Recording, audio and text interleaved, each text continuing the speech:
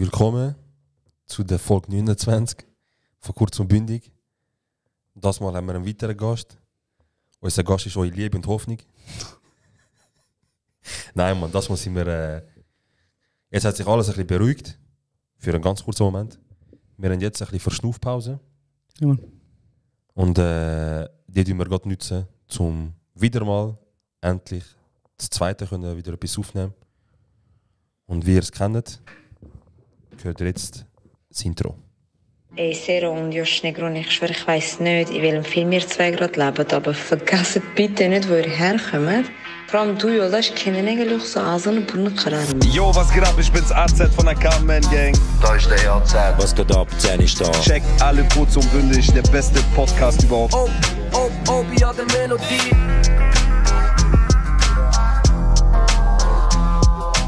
Okay, convoco meine Seelenverwandte. Kurdistan? Du und dein scheiß Podcast, ihr beide. Schön und gut, aber ich verstehe den Hack immer noch nicht. Das ist kurz und bündig morgen.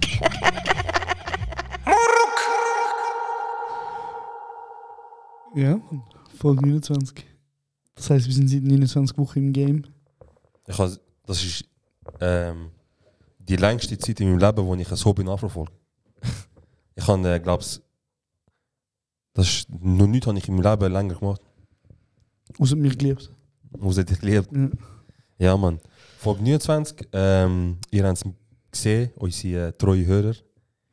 Ihr habt es mitbekommen, wir haben die letzten 2 Folgen sind Gastfolgen gewesen. Und wir haben zum Gast einmal 2 Spieler von der Schweizer Nazi gehabt, Cedric Gitten und der Herr Elvedi.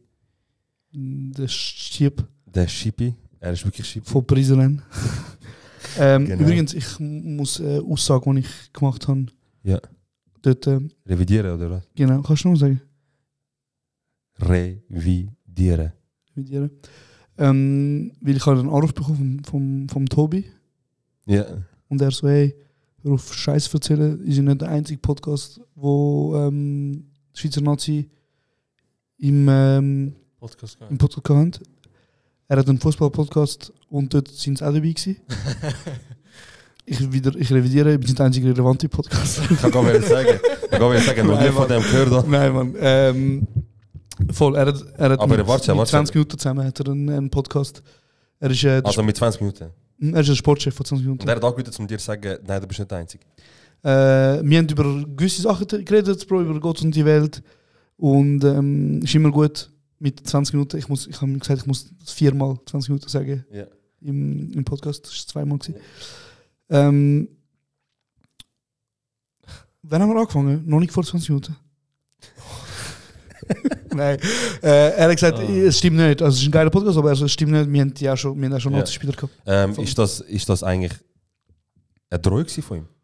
Bro, ich weiß nicht. Weil wir haben, also eigentlich haben wir seit Folge 3 oder 4 einen Rucken. Jetzt, oder? Also du meinst den Kreis 4?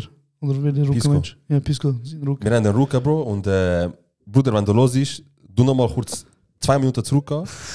Los auf die Wörter und sag du mir, ob sie Drohung getönt hat. Und wenn nicht, du bist Rucken, Bruder, mach etwas. Ja, Bro, wirklich. Gehst du 20 Minuten und regnet den Scheiß. Leute mal dort und frag schnell, ob wir ein Problem haben. Nein, voll.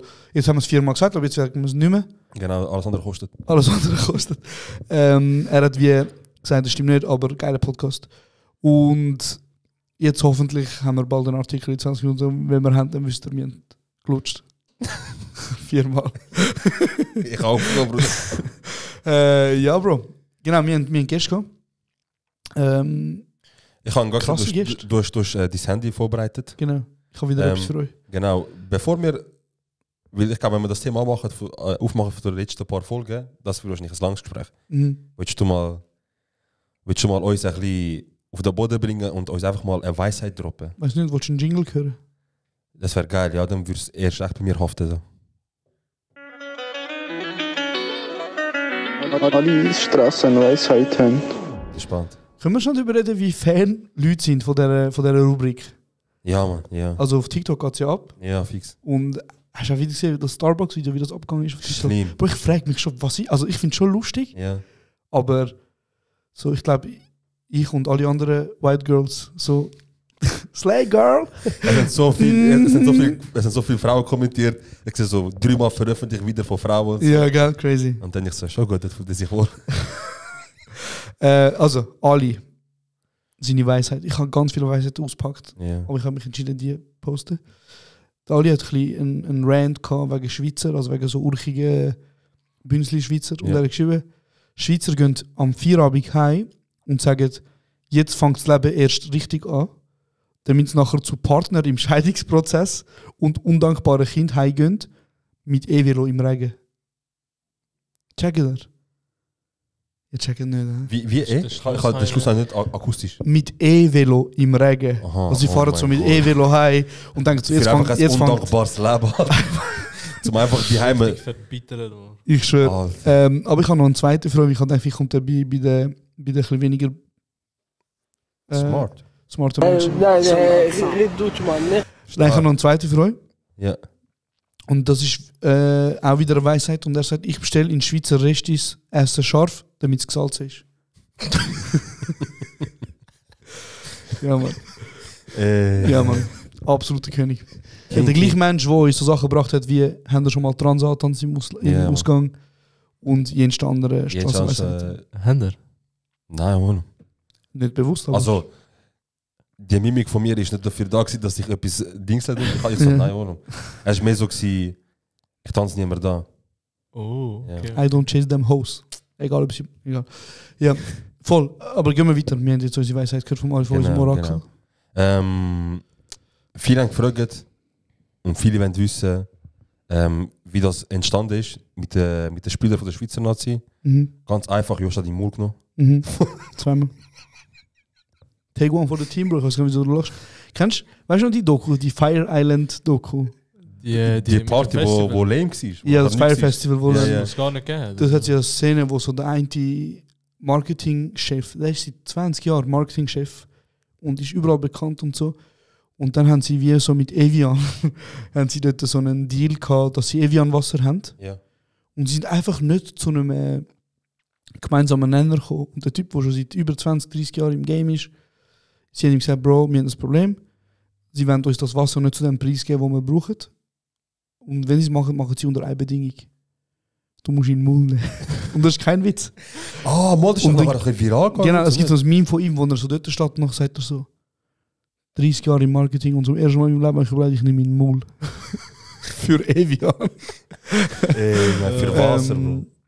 Voll, Bro. Und nein, aber ich meine, wie ist es passiert? Connections. Wir haben über Verbindungen sind weitere Verbindungen entstanden und über diese Verbindungen ist ein Podcast entstanden im Hotelzimmer vom einen oder anderen Fußballspieler. Ich sehe jetzt schon, wie er uns anruft und sagt, ihr Missgeburten. Er sagt meinen Namen nicht. Ich habe euch das organisiert. Weißt du was? Ja, du hast. Du hast, aber ich weiß nicht, ob er da zu welches Detail gehen. Aber über Connections, über eine Person hat das stattgefunden. Und ja, wir haben ursprünglich, das droppe ich jetzt auch nur da. Was ist sonst? Ursprünglich ist Plan mit 2 weiteren Spielern. Also wir haben 2 weitere Fußballer eigentlich noch geplant gehabt und das Ganze wäre auch anders geplant gewesen. Wir haben Spiele vorbereitet, wir haben Gesprächsstoff und alles für halt alle 4 Personen. Und was ist am Abend vorher passiert, Josh? Also wir haben die Meldung bekommen, dass sie doch keine Lust haben. Ja, also... Hä? Also... Oder? Was meinst du jetzt? Ja, doch. Aber mit Lust ist eigentlich nie. Also, du hast so schlechtes Licht darstellen, Bro. Ja, Bro, also sind wir recht. Der Bruder hat gesagt, ich will pennen. Also einer hat gesagt, ich will pennen. Ja. So, ich penne da Abend gespart, ich will ausschlafen. Und dann mir so, tamam, Bruder. Ja, sollst du sagen, ich schlafe nicht. Einer hat gesagt, er hat ein Meeting bekommen von Muradabi. Muradabi hat ihm noch vor dem Spiel noch reingedrückt, damit er aufpasst. Hat scheint es gezogen, sie haben gewonnen. Und dann haben wir halt, mit dem Elvedi und dem Basler. Nein, wir haben ja ganz viele Nachrichten bekommen, so quasi der Ethan ist dabei gewesen, damit er 1 Stunde Fresse hat. Was sehr lustig ist. Ja, aber das können wir jetzt auch klarstellen, wieso, genau. Warum. Wie der Basler. Nein, Mann. Also ich habe ja wirklich kein Problem mit Basel. an dieser Stelle. Nein, also wir haben das Video angeschaut und auch das Audio uns angehört nach dem Podcast. Und wir haben dann auch gemerkt, dass er sehr, sehr wenig zu Wort kommt. Und der Grund von dem Ganzen ist eigentlich, weil wir haben Content vorbereitet für 4 Personen, also eigentlich für 3, sorry, für 3. 2 haben abgesagt und dann ist nur noch eine geblieben. Ja. Dann ist nur noch eine geblieben. Und dann haben wir der eine Person haben wir am 11 Uhr am Abend, noch bevor am nächsten Morgen müssen aufstehen, haben wir mit Not und Dings, was immer, das ganze Programm von Bord geworfen und das Neues geschrieben, nur für halt ihn. Mhm. Und wir haben uns wirklich darauf fokussiert, nur mit ihm. Genau. Und wir haben gesagt, hey, jetzt ist nur eine Person, wird schwieriger, weil größere Gruppe lustiger, aber jetzt müssen wir halt das irgendwie anbringen. Und genau. Der Bruder, er macht das Beste, was du machen kannst. Der Nico, er schaut eine halbe Stunde vorher. Ja, Bro. Ja, aber schnell zum, das kurz, jetzt sind wir ein bisschen viel am Rundum gehen. Yeah. Also ich glaube, der Hauptgrund, wieso wir ihn nicht reden lassen haben, ist wieder Basler. Nein, ist, weil er einfach 3 Minuten, bevor wir anfangen aufnehmen, gekommen ist und gesagt hat, ey, ich mache auch mit. Genau, eben, wir haben das Konzept geschrieben frei für ihn und dann haben wir angefangen, im Hotelzimmer alles aufzustellen. Und dann hat der Nico gesagt, ey, ich komme gerade, ich hole noch jemanden. Und eben 2, 3 Minuten wirklich vor der Aufnahme und dann haben wir so, chillig, wer und so. Und dann er so, ein Basler. Und dann bin ich so, ja, mit Bergen ab. Nein, er so, der Cedric Gitten, weißt du, wir so, ja, fix, aber... Also du hast gesagt, ja, fix, ich so, was? Ja, und das Ding ist, wenn jemand von uns 2 Ahnung von Fußball sollte haben, dann bin ich's. Ja. Aber da bin ich komplett aufgeschmissen gewesen, weil ich mich eigentlich die letzten 24 Stunden nur um den Nico kümmert, wie als wäre ich so ein Fanboy von ihm. Ja. Genau. Sag, Bruder. Sag. Ich kann nichts sagen. Nein, sag, Bruder, das ist ein Safe Space, kannst du sagen. Ist? Ja. Okay. Wie ist es eigentlich? Ich sag jetzt nicht. Ich frage nicht, dass ich will ziehen, du Bastard, ne? Fast. Gestern habe ich jemanden will ziehen, egal. Auf jeden Fall, ja, ist dann der Cedric Gitten gekommen und ich und er natürlich sein Bestes gegeben, so, ganz ehrlich. So mit keinem Fußballerwissen hat er versucht, einen Podcast aufzunehmen mit 2 Nazi-Spielern. Bro, ich sag dir ganz ehrlich, ich finde, der Cedric Gitten ein mega chilliger. Ja, er ist voll der chillige Typ. Mega lustiger Typ. Er hat gut mitgelacht. Voll. Er hat, wenn der mal einer von den 2 will versuchen, ein Gespräch initiieren, ins Rollen bringen, ist er gewesen, der Vedi, der Nico ist noch. Nein, Bro, aber ich glaube, ohne Scheiß, Fußballer sind die schwierigsten Interviewpartner. Ja, habe ich auch gemerkt. Neben Diktatoren. So, würde ich jetzt sagen. Ja. Diktator ist nicht so schwierig, Bro. Bruder, ich glaube. Du musst einfach sagen, Bruder, wie kannst du existieren? Wie krass bist du? Wie existierst du? Nein, Bro, aber also ich meine, wenn wir das jetzt vergleichen mit dem Monet, wo ich übrigens einer der lustigsten Gespräche gefunden habe mit Leuten, so, wo man kann. Ja. Straight, ganz du merkst auch schon an der Körperhaltung so. Weißt du, Nico und Cedric, Cedi, die sind cool. Nige. hat eben, die sind so mit ihren Armen so gewesen und sie haben darauf gewartet, dass man sie stressen, weißt du? Ja. Und ich glaube, wir haben mega viel rausgekürzelt aus dem Gespräch. Ja. Oder? Und mit dem Monet ist es ganz anders gewesen. Ja, also, ja, wir haben schon gemerkt, das ist schon zu fest. Also, Biene ist so, haben auch andere geschrieben. Am Anfang merkst du so ein bisschen angespannt, weißt du, so, das, was sie halt kennen. So mit Schweizer Fernsehen und so, musst einmal nüssen und dann schreibt es, der Knoss hat Corona. So. Ja, fix. Und nachher, beim Nico hast du gemerkt nachher, also für mich ist es so übergekommen, dass er ist aufgegangen, so entspannt aufgegangen. Ja. Cedric Gitten ist immer noch Basel gewesen, heißt nicht. Nein, aber ist schon aufgegangen, aber auf der anderen Seite musst du halt wieder sagen, so viel Gesprächsinitiative ist nicht gekommen. Ja. Weißt du, ich meine, oder? Ja, Bro, weißt du. Aber sie haben uns ja nochmal eingeladen. Ja, genau. Ja, das ist Ehrenmänner. Sie haben nochmal angeboten, sie haben gesagt, es war geil gewesen. Sie wären nochmal dabei. Also, wir wollen unbedingt nochmal, weil so wie es jetzt rausgekommen ist, so wie es jetzt rausgekommen ist gut. Es ist nicht schlecht. Es ist einfach, ich und du reden und 2 Fußballer und ab und zu 3 lachen. Voll. Es ist so mehr das in dieser Folge. Wir hätten viel mehr können rausholen, wir haben auch viel mehr geplant gehabt. Aber easy, ist ein gutes Gespräch gewesen. Genau, kennenlernen, entspannen und dann bei der nächsten Folge gibt es ein paar gute Pranks oder sowas haben wir, weißt du. Ja, Mann. Und dann ist der Monet gekommen und beim Monet haben wir auch, also das ist auch, es hat jetzt wirklich Gast auf Gast auf Gast gefolgt und der Monet ist jetzt auch so, jemand gewesen, er war halt gerade in der Schweiz gewesen und er so, ich komme gerade vorbei.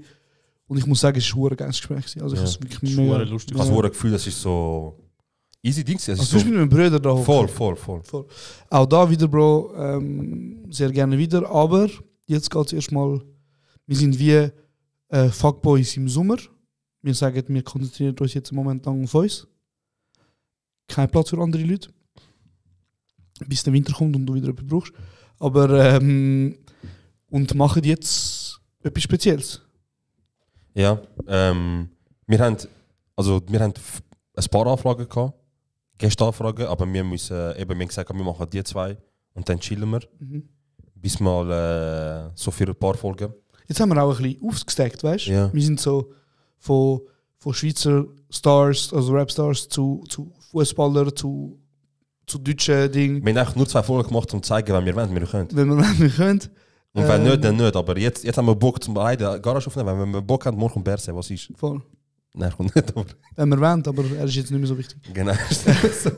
Jetzt ist Uli Maurer. Ja, Mann, der Brötsch. Voll. Und jetzt machen wir am 30. Also unsere 30. Folge. Genau. Die droppt ja am... Wenn ihr das hört, eine Woche drauf. Eine Woche drauf. Also heute ist Montag so für euch. Und am nächsten Montag, das heisst... Das ist dann der 24. 24. Und 24. ist unsere 30. Folge online. Und etwas speziell an dieser Folge. Ganz speziell. Und das ist? Sie ist live. Sie ist live, schon die allererste Live-Show. Wir haben Tickets nur verlosen. So. Und jetzt tun wir mal schnell über das reden, Bro. Wir haben gesagt, wir machen die intime Show vor 30 Leuten. Wieso? Erstens als Fanservice. Wir wollen euch ich wollte, dass jeder mich twerken sieht. Wir wollen euch etwas zurückgeben für euren Support, den ihr uns gegeben habt, für eure Liebe. Und natürlich ist es auch eine Übung für uns. Bald gehen wir unsere Live-Tour an, wo wir am einen oder anderen Ort werden anhalten und mit euch zusammen den Podcast aufnehmen. Und das Geile an einer Live-Tour, also einem Live-Podcast, ist ja, dass wir kein Programm haben, dass jede Folge, die wir hier in der Garage aufnehmen, ist anders. Und so wird auch unsere Live-Tour sein. Und wir haben gesagt, wir machen hey, weißt du, wenn die Leute überhaupt uns live sehen, komm, wir machen einen Post und wir schreiben, ich kann Tickets nur gewinnen. Voll. Wir haben gesagt, was haben wir gesagt? 30 Leute. Genau. Und jetzt kommt das Krasse und da dürfen wir uns auch selber schnell auf die Schulter klopfen und euch. Hey, 500, Dankeschön. 500, dir auch, Bruder. Ilmas, bist du um. 500 Leute, 500 Kommentare. Knapp 500. Ja, gut, dann noch. 470 oder so. Ja, bei YouTube sind auch noch ein paar gewesen. Ja, stimmt, ja. Also, 500 Leute haben uns live gesehen, Bro. Also, weißt du, so. Ja, aber Bro. Eben gratis, oder? Ja. Da rede ich mal wieder drüber. Okay, Bro. Aber auch ich wollte euch sehen, wenn wir Tour machen. Ja, oh, ja. bei Gott. Wenn die Reihen leer sind. Bruder, das was kann machen, nicht. Das kann nicht. Nein, Mann, aber ich meine, Jungs, also. Chapeau, oder? Also, ich meine, das überrascht mich schon immer wieder zum herausfinden, wie viele Leute uns wirklich wollen zuhören. So. Das ist heftig. Also, ich bin sprachlos. Ja, Bro, ich bin auch wirklich hure happy, dass wir so viele geile Leute haben, die hinter uns stehen, die uns sehen, die einfach uns unterstützen und das bedeutet uns wirklich, also es bedeutet mir so viel, Bro. Und auch, man, also weißt du, so, ich habe jetzt gesagt, das eigentlich nicht mehr, weil Leute haben mir so gesagt, Bro, du bist hure krass und so. Aber, also weißt du, Bro, Leute sind zu mir gesagt, du tust im Podcast ein bisschen krass chill. Erstens, ich bin, wer ich bin. Bitch. Zweitens, all die Nachrichten auch und so, ich schwöre, mich freut uns so fest und am 30. werden wir, glaube ich, auch kurz... Also ich freue mich, euch gesehen mit euch reden, ich schwöre, wie voll, gut. Voll, mich ich schwöre, mit euch reden und mit chillen.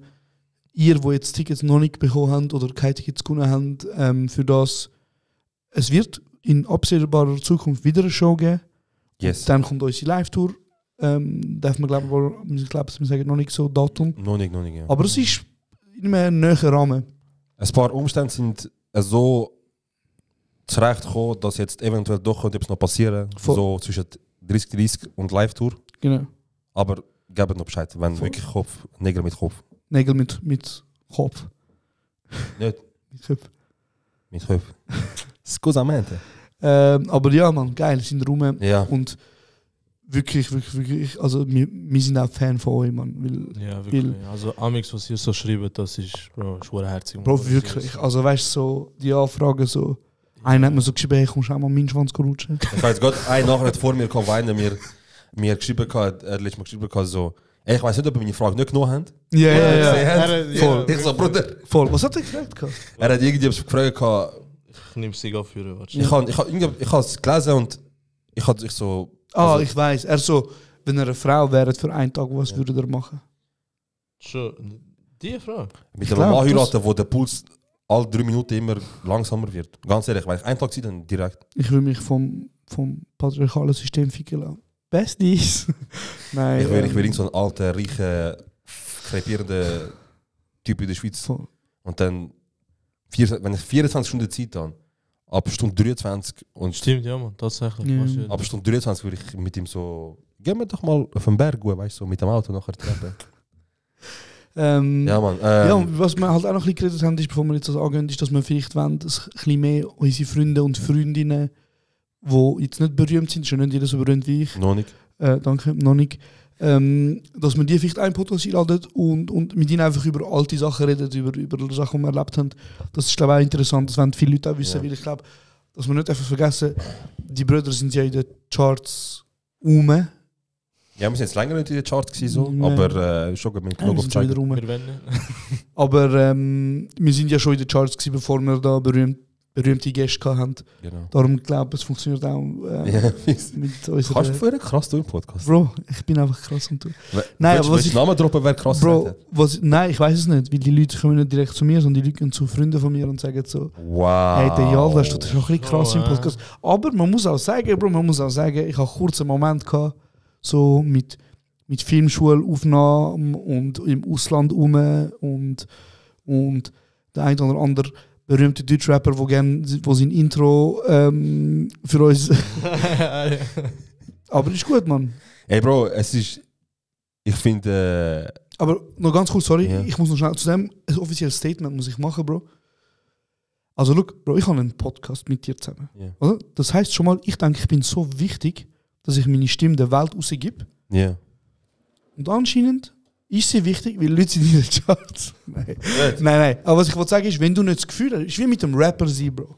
Wenn du nicht das Gefühl hast, dass du der Beste bist im Game oder der Beste werden kannst im Game, dann hör einfach auf, Bro. Dann wirst du nie dort oben. Bro, für das haben wir Ruka, man. Wenn es besser als mir geht, der Pisco geht schon abschlagen. Was haben Bro, wir aber Ruka, ich meine man? wirklich so, also weißt du, für was machst du das dann? Ja. Machst du das zum der Zweitbeste sein? Safe. Ey Bro, also ich finde so, bis zu einem gewissen Grad kann man, oder sollte man dürfen, stolz sein, auf was man erreicht hat. Ja, Bro. Weil es ist jedem klar, ab wenn es angehst ist und wenn nicht. Und wenn jemand so merkst, du merkst ganz offensichtlich, der ist jetzt am Angehen, der nicht. Und ich finde, man kann ruhig sagen, so, also gut, wir machen es glaube ich nicht so oft, aber man kann meiner Meinung nach ruhig sagen und stolz sein, also auch andere, wenn andere mir sagen, zum Beispiel, ich habe das heute erreicht oder ich habe das geschafft. Oder denke ich dann so, Angeber. Voll. Ich denke mir meistens, geil ist, ich weißt so, Bro, bleib dran und so weiter. Voll, bleib dran. Du motivierst vielleicht auch mich, weißt du? Voll, 100%. Und wenn dann andere sagen, keine Ahnung, der hat mir das gestern gesagt, dass er das erreicht hat, am krass, dann sagt man, wieso, ja Bro, was hast du erreicht? Bro, und ich meine wirklich... Du bist da am Reden mit mir über das, dass dich stresst, dass er das gestern gesagt hat und das erreicht hat.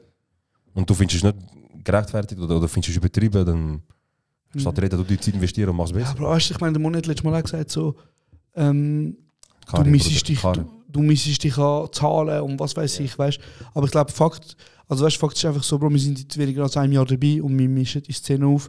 Und was wir richtig gemacht haben, das sage ich jetzt auch nochmal, wie in allen anderen Medien, wo wir schon über das geredet haben. Ja. Was wir richtig machen, ist, wir machen Content für Leute, denen ihren Namen auf Word rot unterstrichen ist, Bruder. Check's. Step. Jetzt fällt da so ein Sass-Knopf. Ja, Bro. Und ich meine, jetzt mal ohne Scheiß, Bro. Es hat gefehlt, Bro. Also, unterschätzt das nicht. Es haben sehr viel geschrieben im Fall, dass sie sagen, ich habe es nicht gewusst. Ja. Ich habe es nicht gewusst, dass geschrieben kann, sowieso endlich eine für uns, von uns. sogar einige geschrieben, so, ey, ich fühle euren Podcast so krass.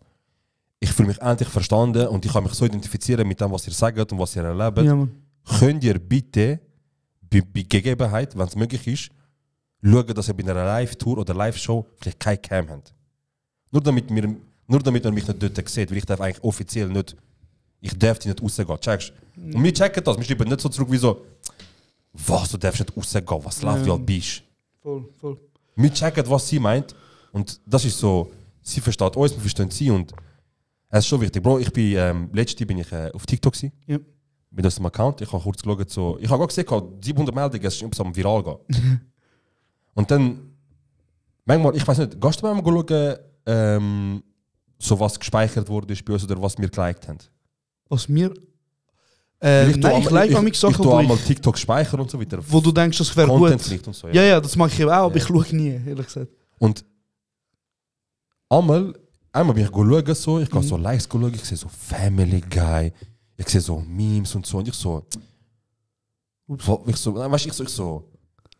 was ist an dem lustig, weißt du, wer hat das geliked und so. Und nachher, also eigentlich ist es schon lustig, aber ich so, wieso like man mit dem? Und dann checke ich habe das Gefühl, ich bin mit meinem eigenen Account und fange an Sachen liken.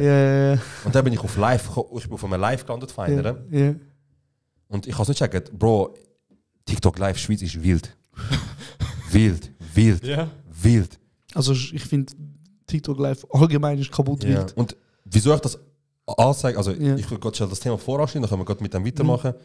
Ich war bei einer drin und dann sie so, ich habe geschrieben, ich so guten Deep Talk haben, wie sie mit einem so geredet. Mit einem Kollegen, glaube ich. Also eine, und dann hat sie so geschrieben, so, oha. Ich hab mit ihr geredet, Bro, weißt du, sie so, oh mein Gott, kurz und bündig gesagt, so, Bro, chill, weißt du, so, was läuft bei dir und so, wie hast du es? Jetzt ist es dunkel, weil wir alle wissen, Gaspreise, Strompreise. Jeder ist am Hustlen, so. Genau. Jetzt schau dir mal den Yilmaz auf dem Video gewesen, weil jetzt kommt er wieder. Genau. Okay. Und ich habe mit ihr kurz geschrieben, weißt du, sie ist so live gewesen, morgen 2, 3, weißt du, und ich so, was läuft, wieso pennt er nicht und so. Und dann sie hat da gesagt, sie so, wow, kurz und bündig gesagt, so, Bro, chill. Und dann sie so, ey, ich fühle euren Podcast voll, weil und sie haben das, weißt du, Bro, wenn die Leute das schreiben, du liest, ist krass. Und ich habe es nochmal so live gehört. Ja, Mann. Sie sagt so, ey, ich schwöre bei Gott, ich höre jeden Montag euren Podcast, weil ihr sind die Einzigen in der Schweiz, die von uns sind und die am Sachen machen sind, die von uns sind, die lustig sind, die ich verstehen kann. Ja, Bro, und darum finde ich habe das überlegt, noch kurz, Bro, ich habe überlegt, ich bin mal so Schweizer Podcasts anschauen und so, und es gibt vielleicht so 2, 3, die so wie wir so auf eigene Faust machen. Ja, also Ausländer, kenne ich es. Ja, also es kommt ja schon immer mehr, das Podcast geht, muss ich sagen, oder? Eben. Und ich meine, natürlich ist unser Freund, der Joso, hat mit Chai einen Podcast gemacht, den er jetzt, glaube ich, offiziell beendet hat, sofern mir ist. Jetzt. Ja. Und dann muss ich sagen, also ich meine, vielleicht bin ich auch zu wenig informiert, aber es gibt glaube ich, so 4, 5 Podcasts, Schweizer Podcasts, wo, ich sage jetzt mal, relevant sind im Sinne von zahlentechnisch, also in den Charts sind. Und ich meine, das ist zum einen, ich glaube, der erfolgreichste ist, glaube ich, so Beziehungskosmos. Voll, ja. Das ist aber auf SRF, oder? Nein, das sind einfach 2, also ich bin mir jetzt nicht sicher. Das sind Psychologinnen. Das sind einfach 2 Damen, glaube ich, die über das reden. Dann eben Kaffee am Freitag. Und ich meine, Kaffee am Freitag, ich kenne ja Zara. Voll. Und auch da wieder muss man sagen, es sind 2 Frauen, die Schweizerinnen sind. Und Kaffee, also die eine ist Kolumnistin, mega lang, bei 20 Minuten. Okay. Dann hast du Comedy-Männer. Comedy-Männer sind vorher, ich glaube, die haben vorher einen anderen Namen gehabt. Quotenmänner haben es, glaube ich, vorher, ich bin mir nicht sicher. Wahrscheinlich, ja. Die haben beim SRF angefangen. Beides unlustig. Oder? Haben beim SRF angefangen. Und ich meine, der Stefan Büsser ist einer der bekanntesten im Online- und Mediengame in der Schweiz. Also weißt du, auch da wieder riesen Rücken, Bro. Dann hast du... Was? Kann ich rausladen, nicht? Bro, also ich sage über was du willst. Ich muss ehrlich sagen, ich höre Comedy Männer nicht. Okay. Also wie der Typ berühmt wurde ist, Wir beide wissen, wie das gegangen ist. Mit Rucken, nicht? Ist es so mit dem... Er hat doch mit der Bachelor-Videos angefangen. Ja, genau. Oder das, stimmt. Wo er so analysiert und lustige Memes drüber gemacht Bro, hat. auch da wieder. Also weißt du, ich meine, okay, er hat SRF Rucken gehabt. Er war Moderator, er hat Erfahrung gehabt. Er ist auch noch 4... Also Plus und so weiter. Genau, also er hat einen Rucken gehabt, auf jeden Fall. Oder? Okay, easy, hat er sich Comedy-Männer aufgebaut. Dann haben wir die Jungs Luke und Kneck mit dem Podcast, oder? Ja. Und auch da, Bro, Luke, ein Zürich-Rapper, hat Rucken. Also weißt du, im Sinne von, Bro, er ist Rapper, er hat schon das Following, weißt du? Ja, Kneck. Auch schon das Following. Und zudem kommt halt auch noch dazu, dass er... Ein verdammter... Bro, er war bei Watson, lang. Er ist Rapper, er ist bei Joyce. Ich dachte, du willst sagen und ich dachte, ich sag's ab. Ja, Bro, ich weiß, aber ich wollte da nicht hingehen. Und plus ist er halt, wo er überall drin war, nochmal, oder? Er war bei Watson, er war bei Joyce, er war im Arschloch von der Schweizer Medienlandschaft drin, Bruder. Der verdammte Arschlöcher. Der Hurensohn, Bro, Kneck. Ich schwöre bei Gott, Bruderherz. Ich hab's jetzt angesagt, aber jetzt hast du rausgelassen, Bruder. Lass. Bro, Mann. Aber easy, weißt du, ich meine, ich muss sagen, ich bin cool mit dem Luke, Bro. Fix. Ich mag den Luke, wirklich, Bro. Ich mag seine Musik. Wenn du bist, dann bin ich auch. Luke, du bist geil, ja. Kneck, Bruder, ich hoffe, wir können mal zusammenhocken und reden, Bruder. Jetzt weiss ich. Jetzt, weißt du noch, Folge 1, 2 oder 3 ist es gewesen. 500 Stutz für einen Fuß. Oh. Nein, Bro, die Tore ist immer noch... Ja, für dich, ja, ich weiß, wer für mich. Die Totoro heisst er. Ich scheiß auf, wie er heisst, Bruder. Letztes Jahr habe ich einen Tweet gelesen, Bro, vom Muslim. Und der hat geschrieben, also Abstimmungssonntag ist das Beste, was es gibt. Entweder gönnen die, wo ich will, dass sie gönnen, oder der Kneck ist hässig. Der hure Missgeburt mit seinen Videos, die er immer aufladet, wo er sich beschwert über Abstimmungen, Bro. Der privilegierte Schwanz, Bro, ich hasse dich so fest. Kneck, guck einfach an, Bro, sogar deine eigenen Leute hassen dich. Alle sagen das. Bro, sorry, ich habe kurz die Kontrolle verloren. Was? Bro, sag gefällt das. Aber look, Bruder, ich habe dich gern. 50% von eurem Podcast-Ensemble ist geil. 50% von eurem Content ist geil. Ja, Bro, aber ich meine, weißt du, merkst, und dann gibt es noch die Jungs von Übertrieben mit Stil. Das sind Berner, das spricht so. Ich muss ehrlich sagen, ich habe keine Meinung über sie, weil ich habe sie auch noch nicht gehört. Aber sie sind, glaube ich, also, irrelevant, sind nicht in den Charts wie mir. Bruder, sie sind Mama, sie sind im Fall auch Ich kann nur Stress. Sie haben jetzt zum Beispiel... Ich versuche Podcast-Beef anzuzetteln. Also ich aber muss, was man da müssen sagen, ey, wird das eine technische Folge? Meinst du, das ist das Problem? Nein, das ist interessant, oder? Nein, also, es ist klar, dass wir über die vergangene Woche reden. Und in der vergangenen Woche ist unser Leben traurig. Die haben jetzt, also Kneck und sein Podcast, und Übertrieben mit Stil, haben zusammen Erfolg, also haben zusammen ein Live-Ding gemacht. Ja. Und sie haben, glaube es heißt Bernhard Theater in Zürich. Ja. Haben es ausgebucht. Und Bro, ich kann schnell googlen, Bernhard Theater Zürich, wie viele Plätze? Bro, ich glaube, es sind etwa 400 Plätze. Bro, ich sag dir, bei Gott, ich habe das vorher nicht gedacht. Ja. Du hast meine Meinung, du kennst meine Meinung. Ja. Ich habe schon bei dem Beitrag, wo wir gesagt haben, kommentiert für Tickets, es gibt nicht mehr als 30 Kommentare. Ja. Ey, jetzt mittlerweile, ich habe fressen, ich habe Eier gegessen, ich habe Mut gegessen, ich habe Zahlen gefressen und ich sage locker. Aber eben, was ich wollte sagen ist, die zwei Podcasts zusammen, wo auch schon beide seit knapp 2, 3, also sind beide über 100 Folgen, oder? Also das heisst, sie sind jetzt beide bei über 130 Folgen. Sie haben zusammen 500 Leute angebracht. Und jetzt mal schnell ab, unabhängig davon, ob jetzt der eine oder andere vom Podcast, nicht der Luke, aber ein anderer, ein Hurensohn ist. Bro, sie essen. Sie bringen Podcast on the map. Weißt du, was ich meine? Über das muss man schon schnell reden. Also, sie schaffen, dass 500 Leute kommen und in die Game Show, die sie machen, schauen. Für das Respekt.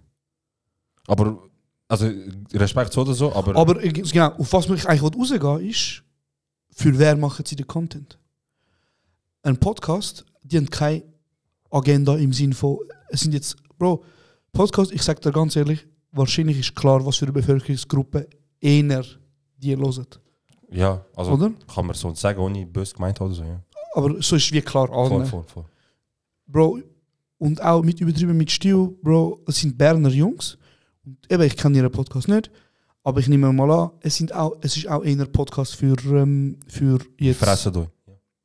Für die Leute. Comedy Männer ist klar, Bro, das ist über 30 Leute, die das hören. Und Leute, die... Das sind so Sachen, die du im WhatsApp bekommst, so häufig weitergeleitet, so Mitarbeiter-Chat-Humor. Genau, oder halt Leute, die zum Mittag Aromat drauf tun und sagen, heute ist würzig, heute ist loco. Und dann sind wir an dem Punkt, wo wir jetzt sind und darüber reden, wer macht einen Podcast für den Begriff habe ich versuche ich ein bisschen etablieren, für Migra-Kids, Bro. Ja. Für Diaspora-Leute, für Kennex, für Hazaks, für Ausländer, innen. Das meine ich eben, Bro. Du hast jetzt all die Leute aufgezählt und die sind schon unterwegs. Aber die sind nicht unterwegs für uns. Genau. Und darum machen wir das alles, damit eben zum Beispiel grosse Medienhäuser ohne Namen nennen, mal auf die Idee kommen und sagen, hey, anscheinend funktioniert es ja auch, wenn wir nicht nur den Content machen, von dem wir das Gefühl haben, er ist beliebt. Und dann sind wir wieder bei dem Punkt, wo es darum geht, wieso werden nur Filme im SRF produziert, wo wir das Gefühl haben, das schauen nur 40-Jährige plus Schweizer. Und wenn ich Schweizer sage, meine ich nicht Personen, die zum Beispiel Eidgenossen sind, sondern ich finde, das ist ein Mindset, Bro. Also weißt du, so, du bist einfach in dem ja, aber es gibt auch Italiener, die Schweizer sind, Bro. Genau. Es gibt aber auch Schweizerinnen, die nicht wie Schweizer sind. Also weißt du, so. Jeder von uns kennt es, wenn einer von euren Wurzeln sich so verhaltet, wie er sich eigentlich nicht verhaltet, in der Regel, dann sagen wir, wow, Schweizer. Genau. Okay, Diskriminierung und so, easy. Aber darum sind wir da, Bro. Wir wollen zeigen, dass Leute, die auskennen wie du, Leute, die auskennen wie ich, Leute, die vielleicht zum Beispiel eben nicht all die Möglichkeiten haben oder einfach unterrepräsentiert sind in diesen Medien. Bro. Und ich bin auf einem Hate-Trip, aber auch da wieder beim SRF, Bro. Sag mir ein Kenneck, der bei SRF ist. Der vor der Kamera. Low-Budget Schweizer Elias Mbarek zählt nicht? Also der Ramin. Der Ramin zählt nicht. Der von 2 am Morgen. Ja, er zählt nicht. Er ist kein Ausländer. Eben, er ist Schweizer. Ja, er ist Schweizer. Das 100%. Ist das Mindset, das er jetzt vorhin will. Und ich meine damit nicht, er ist aus der Schweiz, sondern er ist einfach ein Bünzli, Bro. Einfach sein Verhalten ist Bünzli, so. Ja. Bro, keine Ahnung, ich finde niemand, aber das ist eben das, Bro. Das haben uns der Arbeit und der Skelzen auch gesagt. Wir nennen sie so, wie ein Kollege von uns, weißt du. Ich kann sie untersehen und Nein, das haben die uns auch gesagt, Bro. Die Leute, die Jungs, wären ja eigentlich erfolgreicher und ihre Karriere hätte schon viel früher Schwung aufgenommen und sie wären wahrscheinlich jetzt auf einem krasseren und weiteren Weg, hätten die Anerkennung bekommen, die sie bekommen hätten, wenn sie Max Müller geheißen hätten. Ja. So. Die sind jetzt auf einem krassen Weg, aber die sind auch seit Jahren, Bro, die Leute sind seit 10, 20 Jahren am Hustlen und kommen die Anerkennung über, wo andere vielleicht in 2 Jahren Arbeit bekommen. Genau, und jetzt sind wir wieder an dem Punkt, Bro. Aber welche Musiker aus der Schweiz machen dann zum Beispiel beim Open Frauenfeld wählen? Eben, das sind die Leute, die liefern. Das ist schon Zürich. Ja. EAZ und Zen. Stereolux, okay, ja. Bruder, kein Problem. Aber der Stereolux macht Black Music, Bro, ganz ehrlich. Also Monet macht Deutschrap, aber auch Schweizer. Monet, Loredana, easy. Also weißt du, ich meine, die macht Zahlen, Bruder, ganz ehrlich. Und wer ist jetzt an der Swiss Music Awards gewesen, Bro? Genau die Leute. Und darum sage ich, Bro, langsam checken sie das. Nein, sie checken es nicht, Bro. Sag dir ehrlich. Oder Bro, immerhin sind sie jetzt an der Swiss Music Awards gewesen. Immerhin haben sie eine Plattform bekommen am Open Frauenfeld. Ja. Aber der grösste Rucke, der grösste Hebelmann, wo die immer noch die alte weiße Schweizer ist zum Beispiel der SRF. Und die darf man auch kritisieren, Bro. Normal darf kritisieren. Darf man auch. Wieso sollte man nicht dürfen, das Einzige, was Monopol in der Schweiz ist, nicht dürfen kritisieren? Bro, und genau, was ist Konkurrenz von SRF? Tele Zürich oder was? Du siehst das, Bro. Und ich meine zum Beispiel, so ein Laden kann zum Beispiel kommen und sagen, hey, wir wollen euch unterstützen. Bro, zum Beispiel der Felix Lobrecht. Oder es gibt noch x andere deutsche Podcasts, die mega Wellen machen, die rum sind. Die werden alle gesponsert von Ice Live und jensten deutschen Medienhäuser. Und weißt du, die machen nicht, die sagen nicht, da gib Geld, du darfst über das reden und über das reden. Nein, Bro, sie sagen, mach was du willst. Und noch bei der Podcast, sorry, Bro, 5 Bro, nachdem, was eben auch noch ein grosser Podcast in den Charts ist, in den Schweizer Charts, ist Schelker und Moser. Die sind, glaube ich, auch wirklich lustig. Aber auch da, Bro, Rucke, Radio Energy. Wie sehen sie aus? Also das sind Leute, es sind auch, Bro, es sind zwei Berner, es sind 2 Schweizer, Aber auch da wieder, Bro, und da sind wir eigentlich wieder bei dem Punkt, wir haben schon letztes Mal darüber geredet, Swiss Comedy Awards. Der größte Witz in der Schweiz ist der Award selber. Bro, du musst dich für den Award bewerben. Also du musst sagen, ich bin lustig genug, um das zu gewinnen. Genau. Ich weiß ehrlich gesagt nicht, wie es bei anderen läuft, aber dort ist es so, dass man sich bewirbt. Ja, aber ist nicht gescheiter so oder so eine Jury haben? Bro, sie haben ja eine Jury. Oder Votum, so, weißt genau. du. Sie sind eine Jury, die nachher entscheidet, von all diesen Bewerbungen, wer kommt rein und wer gönnt dann den Preis. Also du nicht sie selber entscheiden, wer lustig ist in diesem Jahr? Egal. Bro, aber genau da sind wir an dem Punkt, oder?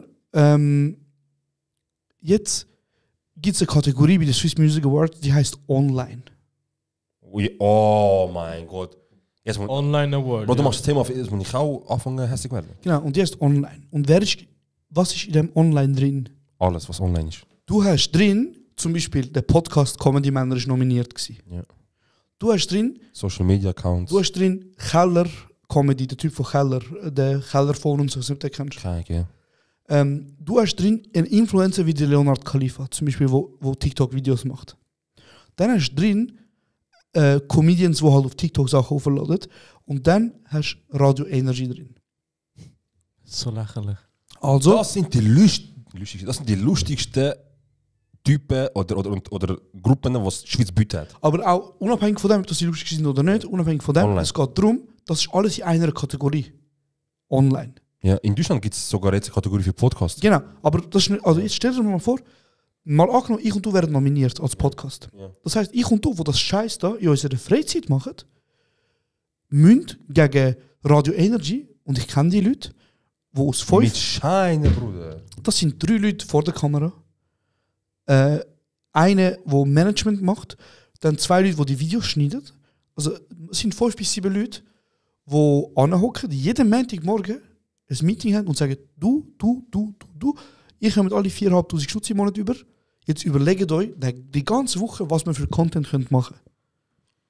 Weißt du, was ich meine? Bro, es ist traurig, von A bis Z. Und nachher Radio Energy gönnt. Ja, normal. Nadia Gerhardt, wo ich glaube, sie heißt sie, Nadia, wo das Ganze mit dem Stefan Büsser zusammen moderiert, holt sich ihre Preis ab im Online. Okay, kann passieren. Aber jetzt, Bruder, sag mir, ist fair. Dass jemand wie den Leonard Khalifa zum Beispiel, über ihn kannst du halt was du willst, aber jemand, wie er, der TikTok macht, und ein Stefan Büster, der zum Beispiel wo Podcast macht, in der gleichen Kategorie ist wie Radio Energy, wo 7 Leute bestehen, wo alle Lohn bekommen, die das machen. Es ist maximal unfair. Und also, schon nur, wie sie das auf die Beine gestellt haben. Ey, wir machen die Kategorie Online und dort ist alles drin. TikTok, Instagram, Podcast, Stand-up-Comedians, YouTuber. Sobald du etwas ins Internet gestellt hast, du kannst dich da bewerben. Und jetzt gewinnt natürlich der mit dem grössten Rücken und Cash. Genau, weil es ist das Voting-System, oder? Ja. Also, da haben wir Radio Energy, wo Max Werbung so rausgehauen. Zack, vote, bitte, gehen voten, nichts und alles. Aber easy. Look, Bro, es ist darum ist ein Witz und ich wollte gar nicht nominiert werden, ich wollte keinen von den Preisen, Bruder. Bro, also, ich muss nicht von so einem beschissenen Award eine Bestätigung bekommen, dass das, was wir gemacht haben, gut war, Erfolg hat und lustig war. Es lange mir, wenn die Leute, die uns schreiben, sagen, dass es ihnen cool fällt, dass sie geil finden, dass sie lustig finden. Das lange mir. Ich muss nicht so einen scheiß Award gewinnen. Bro, was ist so ein Ensemble Award? Ensemble? Ja. Ensemble ist halt eine Gruppe aus mehreren Leuten. Okay. Zum Beispiel Divertimento ist ein Ensemble. Ja. Secondhand Orchestra hat das gewonnen. Der Award bei Swiss Comedy Awards. Ja, scheiße. Okay, wahrscheinlich. Also kennst du Blue Man Group? Ja. Oder das ist auch ein Ensemble. Also okay. Ensemble ist eigentlich alles, was aus mehreren Personen besteht. Ja. Und eben auch da wieder, zum Beispiel, ich weiß nicht, wer alles dabei ist, Bro, aber es ist halt einfach... Ich bin gerade die Gewinner am anschauen. Ey, ja, auf jeden Fall, es ist richtig traurig, dass das überhaupt so passiert, dass das überhaupt so kann passieren. Und das einfach original eine Gruppe von 8 Leuten gegen einen allein antreten.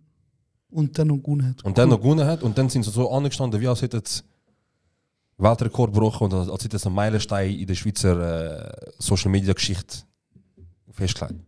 Bro, hast du selber in den Spiegel schauen und sagen, krass, schau, was ich gewonnen habe. Ich habe es erreicht.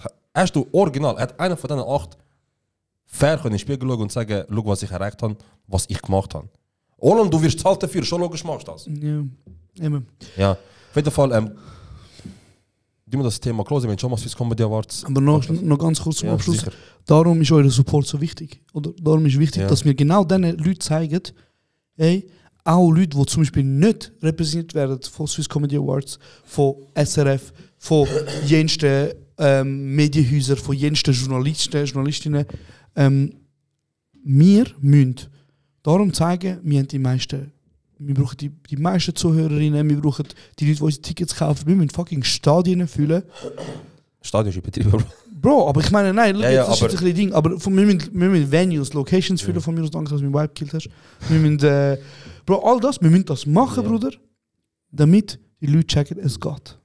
Bro, ich hatte. Und, Bro, es tut mir so leid, Bro, ich habe meine Fresse heute nicht. Nein. Aber sobald wir, wenn wir 2, 3, 4, 5, wie viele auch immer Leute dazu motivieren, um bei Podcasts zu machen, und das wird kommen, Bro, Podcast wird in den nächsten Jahren übernehmen, wo vielleicht auch aussehen wie wir oder wo vielleicht auch eine ähnliche Story haben, Bro, dann haben wir es ja richtig gemacht.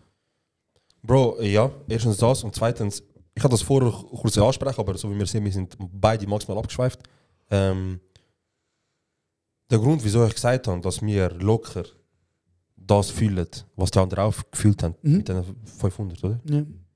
Ist, weil ich sicher bin, Bro, mit dem Support und mit diesen Leuten, es ist krank. Bei Gott, ich hätte nicht gedacht, ich bin mir jetzt wegen euch sicher, so etwas ist locker machbar, weil ich sehe tagtäglich, was da so abgeht und was sie schreiben. Und aber eben, Bro, ich meine... Nur durch den Support geht es eben auch. Es ist nur, weil ihr supportet und weil ihr dranbleibt und weil ihr teilt und weil ihr eure Mitarbeiter im Auto zwingt und was weiß ich, ist das da, wo es jetzt ist. Und bis jetzt weder... Ich habe voll Déjà-vu jetzt. Fett Déjà-vu. Bis jetzt weder haben wir einen Preis gewonnen, hast du schon mal gesagt, weder haben wir einen Preis gewonnen, noch haben wir irgendwie von irgendeinem anderen Medienhaus Anfrage bekommen, noch haben wir von irgendwelchen anderen Unbekannten oder nennen sie wie du willst, eine Nachricht bekommen, sowieso, ey, ihr macht es gut, Anerkennung. Das Einzige, was gekommen ist, egal was gekommen ist von uns nicht Leute gekommen. Anerkennung, Danke, Support, dranbleiben, nachfragen, an Live-Shows vorbeikommen, durchdrehen, Dusse ansprechen und so weiter. Aber es ist genau überall so, Bro. Es ist so, weißt du, im Ausland oder in anderen Orten tun sich die Leute gegenseitig pushen, weißt du, sagen, machen wir einen Podcast zusammen, machen wir eine Folge zusammen, machen wir eine Show zusammen. Aber noch schnell, hast du herausgefunden, wie viele im Berner Theater Platz haben? 400. Bro, also man muss schon sagen, 400 Leute an einem Abend, das ist eine fucking Leistung, Bro. Also, das ist einfach nicht das so ist krass, einfach, Bro. In der Schweiz sicher, das ist ganz krass. Ich sage ja, ich tue nicht das, was sie machen, aberkennen. Ich tue nicht sagen, es stimmt nicht, kann nicht sein 400. Ich sage einfach nur, die Gegebenheiten, wie sie zu den 400 gekommen sind und der Weg, wo sie gegangen sind zu den 400, das ist ein völlig anderer als ich und du. Völlig. Aber eben, schau jetzt, sie haben jetzt, ich meine, die Jungs sind seit mindestens 2 Jahren am Podcast machen. Und sind jetzt an einem Punkt angekommen, wo sie mit einem anderen Podcast, der schon seit 2 Jahren Podcast macht, zusammen 400 Leute fühlen. Ja. Vergleich mal jemanden mit jemandem, schau mal, wo wir sind in 1,5 Jahren. Also Bro, wenn wir jemals 1000er Marke knacken, 1000er Marke was? 1000er Marke knacken. Aha, das wäre natürlich sicher. Wenn wir jemals an dem Tag, ich glaube, ich will brüllen. Direkt. Ja, man. Aber, Bro, aber ich meine, weißt du, wenn du jetzt überlegst... Aber nur für Fame brüllen. Wenn wegen jetzt Content, das kannst du posten, schau, erst emotional wird nicht. Nein, aber ich meine, wenn du jetzt schaust, Bro, wie viele Leute... Also ich meine, Bro, die einzige Möglichkeit, wie wir uns vergleichen mit anderen Podcastern, sind ja Anzahl Bewertungen. Also Ja, weißt du, so, ja, wenn du auf ja. Zahlen willst gehen. Wenn du, anhand von dem, wo du etwas messen willst, wo du nur siehst, wir sehen nur ihre Bewertung und sie sehen nur Genau. unsere, ja, Oder wir sehen Streams nicht, wie viele und Leute ihre Sachen hören. so. Ja, voll. Okay, Bro, auf TikTok sind wir, ich glaube, mittlerweile bei 18'500 Follower. Easy, aber das ist TikTok, weißt du? Ja. Aber wenn wir jetzt zum Beispiel Anzahl Bewertungen anschauen, Bro, wir haben gleich viele Bewertungen wie zum Beispiel ein Podcast, der seit 2 Jahren dabei ist. Aber das ist ja nochmal der Beweis dafür. Dass wir einen Support haben, Bro. Sicher das, aber das ist ein Beweis dafür, Bro, dass erstens, das was die anderen, dass die supporten, die ganze schon sagen, das stimmt. Und zweitens, dass wirklich, eben, wie sie gesagt haben, dass wirklich kein Podcast gegeben hat, wo sie in dem Fall in die Art und Weise, wie wir es machen, angesprochen hat. Genau, weil es werden... Es hat vielleicht schon der ein oder andere Ausländer gegeben, der vielleicht gemacht hat, oder der ein oder andere mit Migrationshintergrund, so sage ich jetzt einmal. Aber vielleicht ist es einfach nie so angekommen oder rübergekommen wie bei uns. Aber auf jeden Fall, das ist einfach der Beweis, dass so, blöd gesagt, das erste Mal, wo so etwas verhebt, weißt du, wo jetzt gerade so, eben, alle schreiben, alle sind zu sagen, sowieso, das ist jetzt gerade am Brennen bei denen. Und Bruder, was soll ich machen? Aber das ist der Beweis, dass einfach eine Bevölkerungsgruppe übersprungen worden ist bis jetzt immer. Und das sind Diaspora-Leute, Migranten-Kids. Einfach vom System übersprungen, wie man hat gemeint, wir müssen nicht Content für sie machen. 30%, also ein Drittel von allen Menschen, die in der Schweiz leben, haben einen Migrationshintergrund. Ja. Voilà, ganz einfach. Wir sprechen eben scheint die an, die nicht angesprochen worden sind bis jetzt, oder die nicht richtig haben können angesprochen werden. Aber auf jeden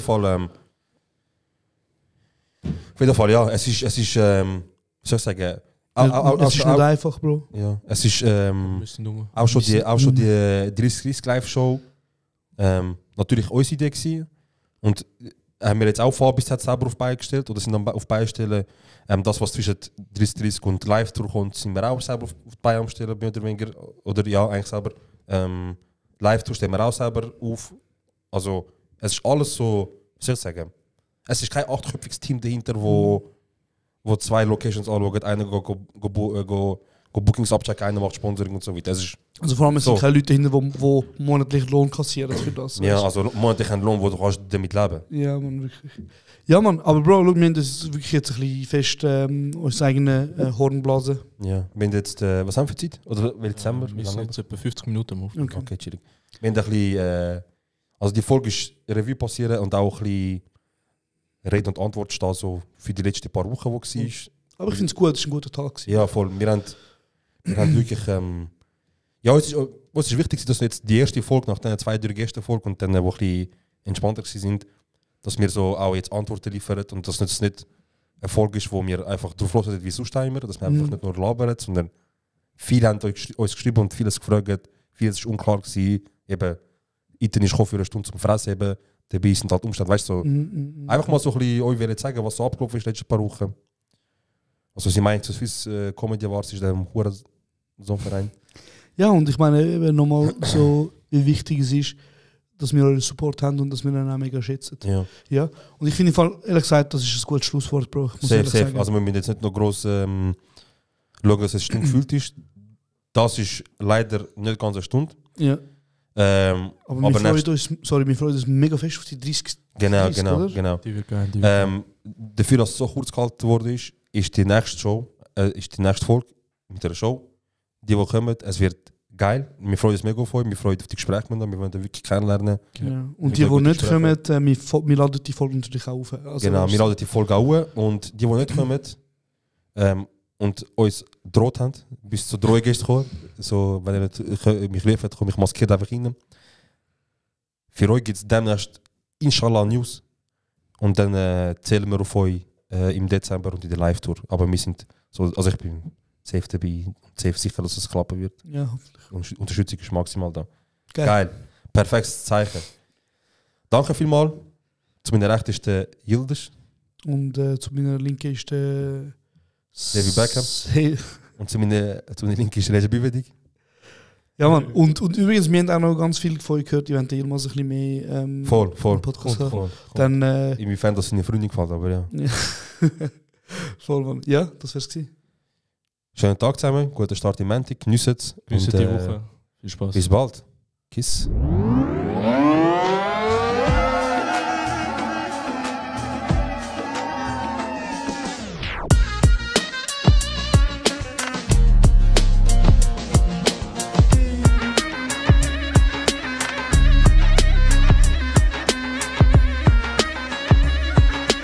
Das ist kurz und bündig.